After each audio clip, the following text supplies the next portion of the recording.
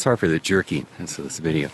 We had a technical problem. Ended the last broadcast a couple days ago. Been really busy moving and doing some things. So I wanted to finish up my thoughts, if I can remember them, from when I was talking about everybody's in the tent, right? We're all in this together. Beloved, gathered together. So we're stuck with each other, maybe throughout eternity. Isn't that a nice notion? The thing is, if you're stuck with something, it's like Nietzsche talked about that eternal recurrence, like Groundhog Day movie. We live the same life over and over and over. And he said, why not approach that instead of with horror, with love? That's the situation. So I'm kind of in agreement with that. But it takes, one of the things it implies or necessitates is that we're able to turn the emotion from one of horror or disgust or revulsion or victimhood to one where you actually start to enjoy what can't be changed. And that's where I was getting to, so we're at the spaghetti dinner, right? The bad spaghetti dinner inside the mildewy smelling tent, and the waitress, who is that, won't come by with what they call French bread. There's a smell of kerosene in the air and guttering lamps on the table. You know the scene. Who was it? Saddam Hussein sitting across the table from you. Some other horrible person to your left, some other horrible person to your right. You've got a few friends there. But you're stuck there. You're stuck with the role that you were given in the script. So the thing is to do, as far as I'm concerned, it's pretty clear.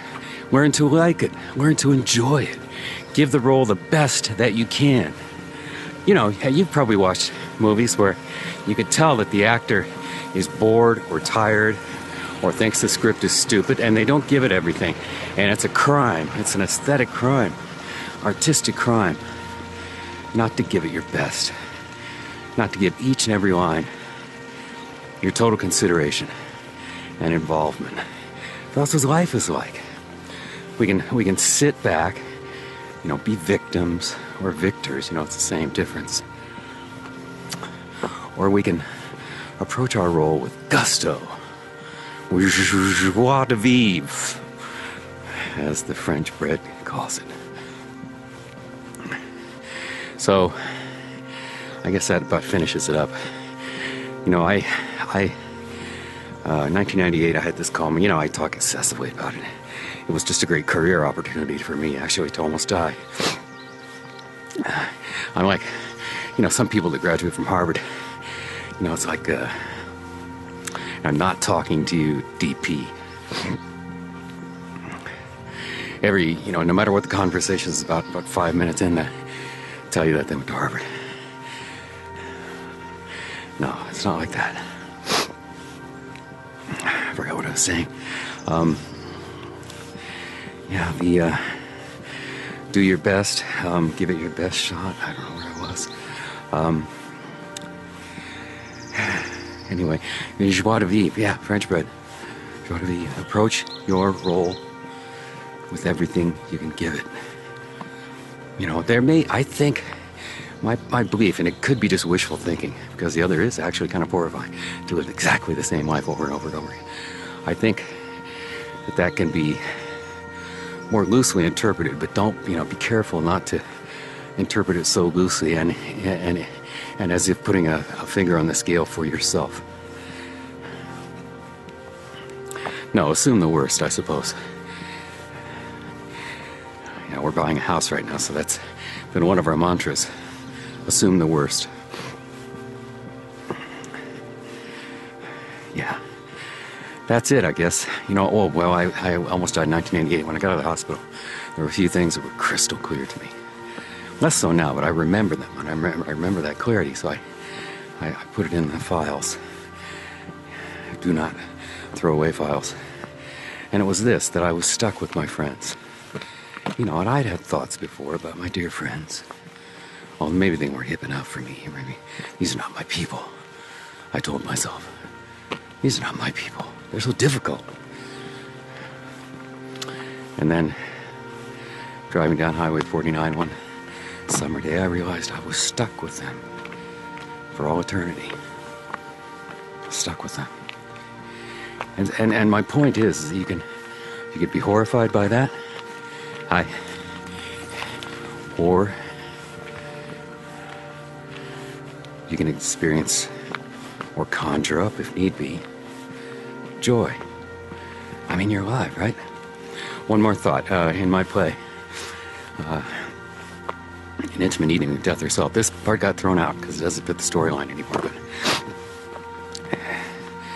one point, Todd, who's death himself, before he passes on, at one point, Dorothy and Todd are sitting at the bar talking about business strategies and stuff, and Todd asks Dorothy a question about humans because he doesn't really understand a whole lot about us. He never really paid attention until he met Dorothy. He says, "Why are most humans so fucking miserable?" Almost everybody is, you know? Rich or poor. In fact, the richer you are, probably the more miserable you are, really. Plastic smiles and all. Why aren't humans happy? After all, they're alive. Right? That's what he sees. And since we're in it, this joke, you might call it, we're in it, we don't get the joke. You have to be outside the joke to get it. I remember I was doing some afterlife readings for my father. I was using the American Book of the Dead by E.J. Gold, which is loosely the same thing as the Tibetan Book of the Dead. It's a guide. It's a guidebook for when that part of you that survives is in between lives. It's guidance for the soul, for which is so often lost in that process. And I was doing a reading for my dad, who died in 1993. And I forget which chapter or chamber that it was in, but I started laughing uncontrollably, and I'm convinced that it was because I was in contact with my father, and he suddenly saw how funny the whole thing was. I mean, he was a pretty miserable guy. He was very successful, very ethical, very determined not to pass on